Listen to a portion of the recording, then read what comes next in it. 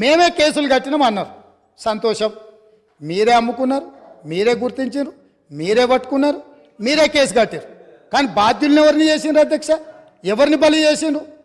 ఈరోజు బాధ్యులైన అందులో ఉండే సభ్యుల నియామకం విషయంలో, చైర్మన్ విషయంలో హైకోర్టు ఇచ్చిన తీర్పేంది?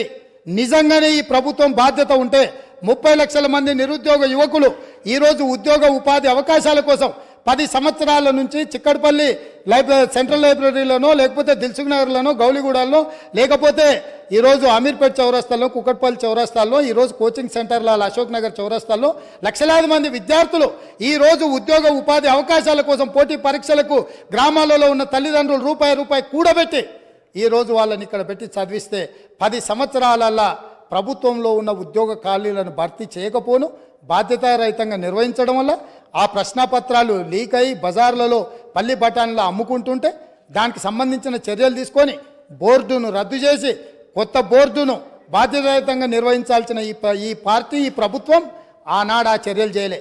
ఎన్నికల్లో వచ్చినప్పుడు వాళ్ళని కొంతమంది విద్యార్థులను పిలుచుకొని కూర్చొని మాట్లాడి మంత్రి గారు చెప్తారు, అవును తప్పు జరిగింది, మళ్ళీ మూడోసారి అవకాశం ఇస్తే మిమ్మల్ని నిండా ముంచుతామని వాళ్ళకి మాటలు చెప్తున్నారు. తప్పు జరిగిందని మీరు గుర్తించినప్పుడు, మీ పాత్ర అందులో లేనప్పుడు, పాత్రులైన బాధ్యులైన వాళ్ళ మీద చర్యలు తీసుకోవడానికి మీరు ఆ పరీక్షలను నిర్వహించిన వాళ్ళ మీద బోర్డులో నియమించిన సభ్యులకు అర్హత లేదు అని కోర్టు కూడా ప్రభుత్వానికి సూచన చేసినప్పుడు యుద్ధ ప్రాతిపదికన చర్యలు ఎందుకు తీసుకోలేదు? దీనికి కారణం మీరు కాదా? ఇలాంటి 10వ తరగతి పరీక్ష నిర్వహించలేనోళ్ళు, 12వ తరగతి పరీక్షల పేపర్లు దిద్దలేనోళ్ళు, తెలంగాణ పబ్లిక్ సర్వీస్ కమిషన్ ద్వారా ప్రభుత్వ ఉద్యోగ నియామకాలు చేపట్టలేనోళ్ళు ఖచ్చితంగా సిగ్గుతో తల వంచుకోవాల్సిందే. తెలంగాణ సమాజానికి క్షమాపణ చెప్పి తీరవలసిందే అధ్యక్ష. పబ్లిక్ ఎంటర్ప్రైజెస్ అది సింగరేణిలో ఇవాళ కార్మిక వర్గంలో పూర్తిగా అసంతృప్తి చోటు చేసుకుని ఉన్నది వివిధ కారణాల వల్ల. వీటిని సరిదిద్దటానికి ప్రభుత్వం సంబంధిత మంత్రులు కానీ లేదా ఆ ప్రాంతంలో సింగరేణి కార్మికులతో సంబంధం ఉన్న నియోజకవర్గాల ప్రతినిధులు కానీ వాళ్ళందరితో కలిసి ఒక మీటింగ్ ముఖ్యమంత్రి గారే స్వయాన ఏర్పాటు చేస్తే ఆ సమస్యలకు పరిష్కారం లభిస్తుంది. లేకుంటే సింగరేణి కూడా కొద్ది రోజుల్లోనే కనుమరుగై మొత్తం ప్రైవేట్ పరమయ్యేటువంటి పరిస్థితులు కనబడుతున్నాయి అధ్యక్ష. దానికి సంబంధించి కొన్ని అంశాలు సమయం తీసుకోకుండా నేను పాయింట్ వైజ్గా చదివి త్వరగా ముగిస్తాను అధ్యక్ష. ఒకటి, అక్కడ మెడికల్ పద్ధతి ఒకటి ఉండేది, అంటే డిపెండెంట్ ఎంప్లాయ్మెంట్ కొరకు. అఫ్కోర్స్ అది అంతకుముందు ఉన్న ప్రభుత్వం చంద్రబాబు గారు తీశారు, వాస్తవమే. మళ్ళా కేసీఆర్ గారు ప్రవేశపెట్టారు. అది ఇప్పుడు సరైన పద్ధతుల్లో అమలు చేయట్లేదు అధ్యక్ష. సరైన పద్ధతులు దాన్ని చేయకపోవటం వలన కార్మిక వర్గంలో చాలా అసంతృప్తి ఉంది. అదేవిధంగా ఇప్పుడు వయసు 35 నుంచి 40 సంవత్సరాలు పెంచారు కారుణ్య నియామకాలు. దాన్ని వివిధ కారణాలతో ఎలో చేయట్లేదు.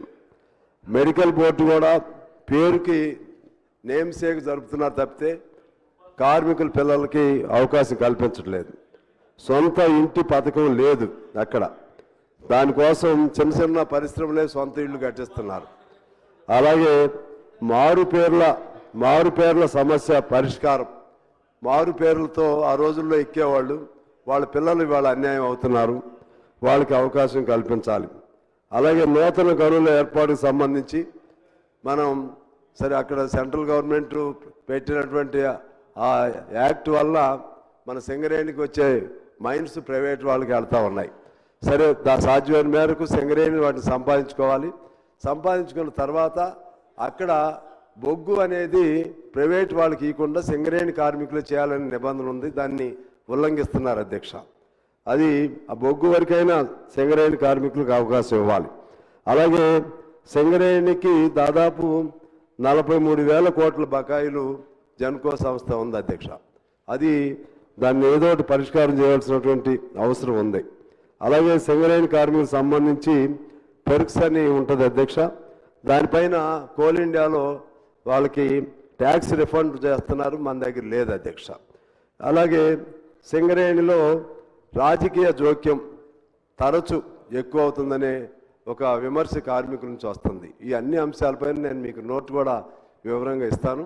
దానిపైన ప్రభుత్వం సీరియస్గా ఆలోచన చేసి ఆ సమస్యలను పరిష్కరిస్తే మనకున్నటువంటి ఏకైక అతిపెద్ద ప్రభుత్వ రంగ సంస్థ అది, దాన్ని కాపాడుకోవచ్చని తెలియజేస్తూ మీకు ధన్యవాదాలతో సెలవు అధ్యక్ష. శ్రీ కౌశిక రెడ్డి గారు. నోట్ చేసుకోవడం జరిగింది అధ్యక్ష, సభ్యులు చెప్పినటువంటి అంశం. అధ్యక్ష, మా హుజరాబాద్ నియోజకవర్గంలో కల్వల ప్రాజెక్ట్ అని మానకొండూరు కాన్స్టిట్యున్సీలో వస్తుంది బార్డర్లో. దాని కింద ఆయకట్టు 6-7 ఎకరాలు వస్తుంది. దాన్ని 2023లో భారీ వర్షాలతో పడ్డప్పుడు ఆ ప్రాజెక్ట్ అనేది కొట్టుకుపోయింది. చాలా సంవత్సరాలది. ఆనాడు కేసీఆర్ గారి నాయకత్వంలో 70 కోట్ల రూపాయలతోని డిపిఆర్ చేసి పంపడం జరిగింది. ఇప్పటిదాకా పెండింగ్ ఉంది. దయచేసి గౌరవ ఇరిగేషన్ మంత్రి గారిని, ముఖ్యమంత్రి గారిని కోరుతా ఉన్నాను, ఆ ప్రాజెక్ట్ని దయచేసి శాంక్షన్ చేసి కంప్లీట్ చేస్తే కింద రైతులకి 6-7 ఎకరాల ఆయకట్టు వస్తుందని చెప్పి కూడా ఈ సందర్భంగా తెలియజేస్తా ఉన్నాను. అదేవిధంగా అధ్యక్ష, మొన్న నా నియోజకవర్గంలో చెక్ డ్యామ్ని రాఘవ కన్స్ట్రక్షన్స్ కన్స్ట్రక్ట్ చేసింది. కాంట్రాక్టర్ తనుండే దాన్ని బాంబు పెట్టి పేల్చేయడం జరిగింది. ఎట్లయితే మేడిగడ్డను బాంబు పెట్టి పేల్చిండ్రో ఇవాళ తనుగుల చెక్ డ్యామ్ని కూడా బాంబు పెట్టి పేల్చిండ్రు. అది నేను చెప్పింది కాదు అధ్యక్ష, అది నేను చెప్పింది కాదు, ఏఈ గారే. అధ్యక్ష, సభ్యులు చెప్పిన అంశాన్ని నోట్ చేసుకోవడం జరిగింది. కొత్త ప్రభాకర్ రెడ్డి గారు. కొత్త ప్రభాకర్ రెడ్డి గారు. అధ్యక్ష అధ్యక్ష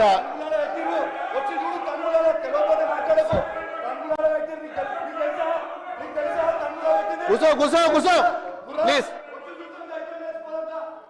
ప్రభాకర్ రెడ్డి గారు. ఉట్టిగా కూర్చొని మాట్లాడితే కాదు కదా.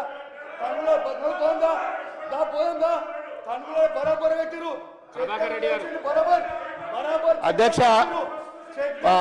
దుబ్బాక నియోజకవర్గంలో అధ్యక్ష మరి 8 మండలాల అధ్యక్ష, మరి 8 మండలాలలో కూడా మాది పూర్తిగా వ్యవసాయ ఆధారిత కుటుంబాల అధ్యక్ష.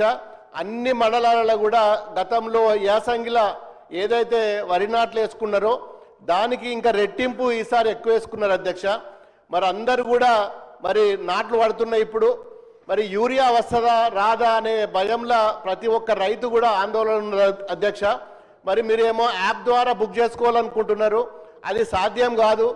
మరి చాలామంది రైతులు మీరు ఏదైతే యాప్ ద్వారా మరి యూరియా బుక్ చేసుకోవాలని చెప్పి పెట్టినరో అది సాధ్యం కాదని చెప్పి రైతులు మరి నిన్న మొన్న మరి ఆందోళనతో ఉన్నారు. ఇంకొక విషయం అధ్యక్ష, మరి కరెంటు కూడా 8 నుంచి 9 గంటలు మాత్రమే వస్తుంది అధ్యక్ష. ఇప్పుడు నాట్ల సమయం, మరి ఇప్పుడే 8-9 గంటలు వస్తే మరి రాను రాను ఇంకా ఎండాకాలం వచ్చిన తర్వాత ఏప్రిల్ మేలో ఇంకా ఇబ్బంది అవుతుంది. మరి ఆ పవర్ విషయంలో కూడా చాలామంది ఆందోళనగా ఉన్నారు. ఇంకో విషయం ఏంటంటే మరి చాలా గ్రామాలలో నాకు ట్రాన్స్ఫార్మర్లు లేవు, కరెంటు పోల్లు కావాలి, వైరు కావాలి. మరి ఇలాంటి మరి దానికోసం ఎవరైనా రైతులు డిపార్ట్మెంట్కి పోతే మా దగ్గర బడ్జెట్